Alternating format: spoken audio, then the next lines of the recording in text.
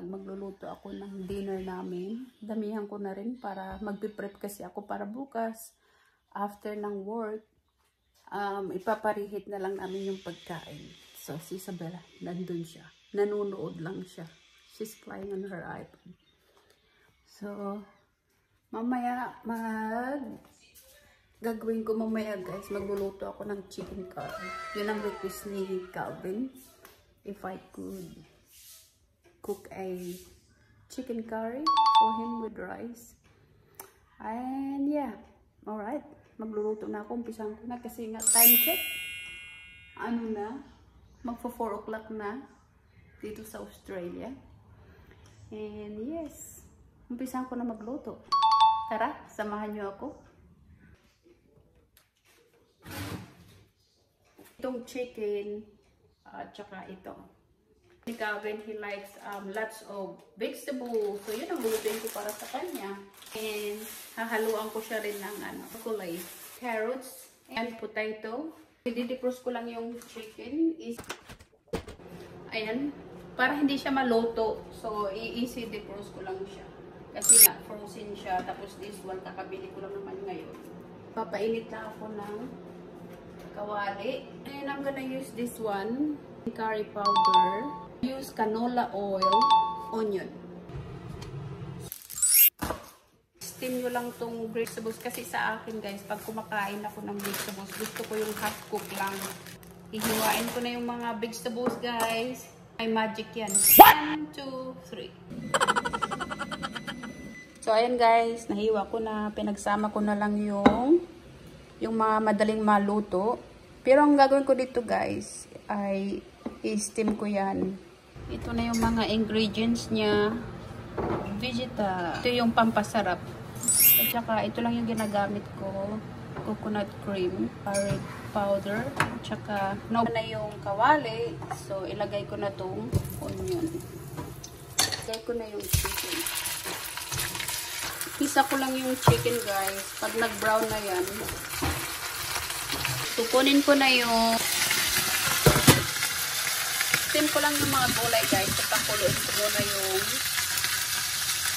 water.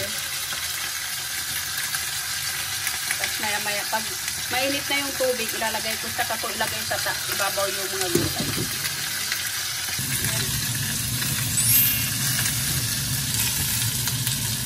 Hindi siya overcook. Yung tama-tama lang. Paborito ko yan. Nagluluto ako ng gulay, kailangan hindi siya overcook.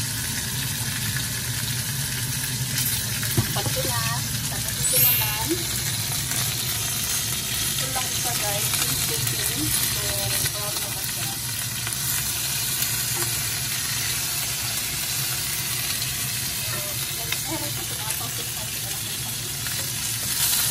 Ayan, brown na siya guys. Brown na yung chicken. So, babalikan ko na.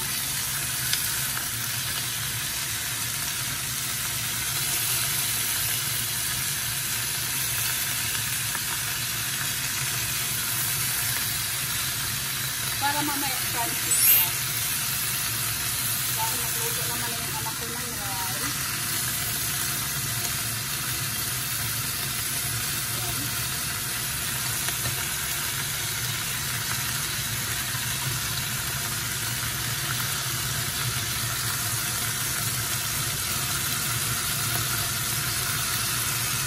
So yan, nabaliktad ko na lahat guys, yung chicken.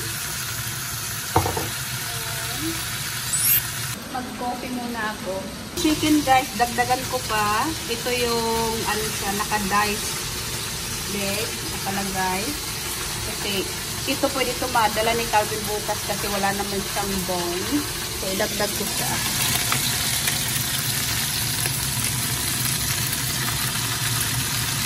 So isa ko lang siya guys. Guys, this is my own version of chicken curry ha. Meron tayong kanya-kanyang version ng chicken curry pagluto. Haluin ko na lang siya guys. Madali naman maluto yan eh.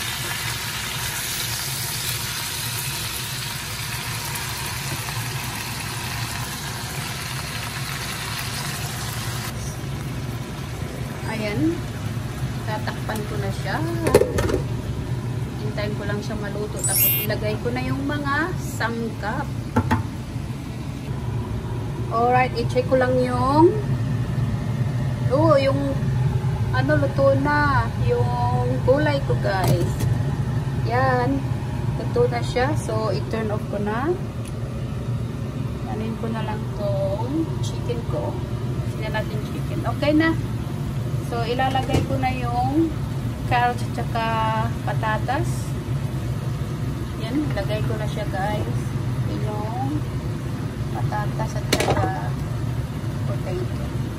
Tapos, pagkakain na kami mamaya, guys, at gusto ng asawa ko na maraming gulay, idagdag na lang siya dyan. Kasi kung ilalagay ko dito yung mga gulay, kung dito ko ilagay ito, ma-overcook siya.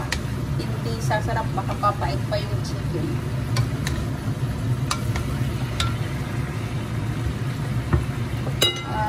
Yan, takpan ko lang siya. Tapos, mamaya ilalagay ko na mamaya, guys, yung coconut cream. Tsaka mamaya ko na i-add kasi total nagisa ko na ng konti itong onion. Mamaya i-add ko na lang pagka maluto na lahat. Okay? I-check ko lang, guys. Ayan, okay na. Ilalagay ko na yung seasoning. Ilagay ko na tong onion. Tapos yung coconut milk. Ayan. And yung curry powder as well. Ilagay ko na rin yung coconut powder. At saka yung coconut. And yung pampasarap ko, guys, yung Vegeta. Walang ibis ko yan. Yan, tansyado lang yung paglalagay. And then, kunting halo-halo. Halo-halo. Yan. Tapos, takpan ko na siya. Ayan na, guys. Lang, guys, kung luto na yung chicken curry. Yan. Luto na siya. Love ko lang siya. Lulutuin ko naman tong salmon, guys. Ito ako magluluto ng fish sa labas para hindi mangamoy yung loob ng bahay. Painit ko na siya. Nalinis ko na rin to, guys. Yung salmon. 4. Yan. Ready to go na. Kaya ko siya ng 19 minutes. So, yung gagawin ko naman ngayon, gagawa naman ako ng lunch ni Calvin at saka ni Isabella. Hugasan ko na to, guys. Ikakat ko na lang, tapos ilagay ko na lang sa ziplock para diretso na lang daw sa basurahan. Sabi ni Calvin, wag na daw ilagay sa food container yung fruits niya. Paborito nila yan.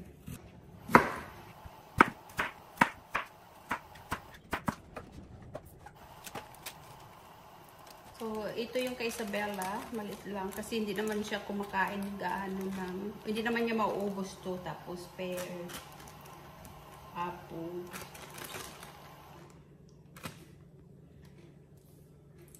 This is for her, power snacks daw sa school. And then, ito naman yung kay Calvin.